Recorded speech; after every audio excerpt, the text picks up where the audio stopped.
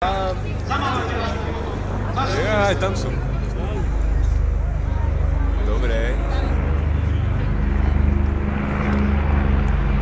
Dobre vyzerajú, ne?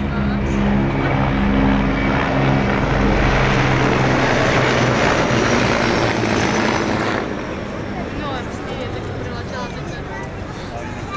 také neviem čo, ale jak, no. Veď rozprávaj. Nie. Ale sranda to bola, keď to preletelo v snine. Určite. Ale koláč. To sú aké veľké.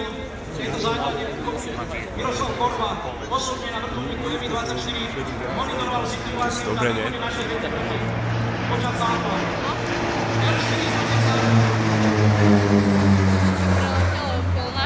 Normálne, ja som za počítačom pozeral a také okolie možno pár metrov pozerám tie albatrosy, čo príde cez týždeň. Že čo? Na JNT, čo leteli tie albatrosy.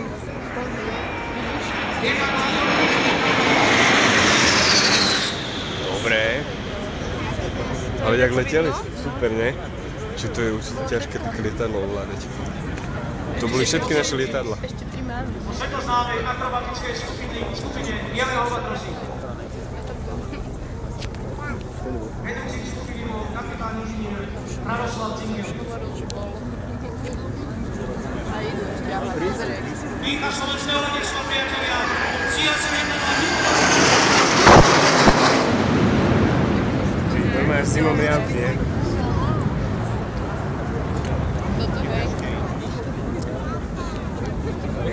Tým som mala To ísť. dobre.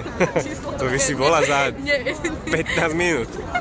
A nie, sem plyn. My to síce na tribúne nevidíme, ale príslušníci viacej okruhu špeciálneho určenia do Žiliny vykonávajú za riekou Dunaj výsadok.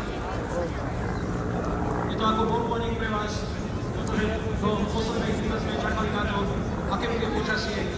Je síce chladno, ale myslím si, že vojaci sú pripravení na to, aby sa vám predviedli v plnej paráde a aby ste aj vy nešetrili potleskou, pretože príslušníci ozbrojených síl za to, že obraňujú a zabezpečujú zvrchovanosť, samostatnosť a suverenitu Slovenskej republiky a úspešne pôsobia v operáciách medzinárodného krízového manažmentu, si našu úctu a vďaku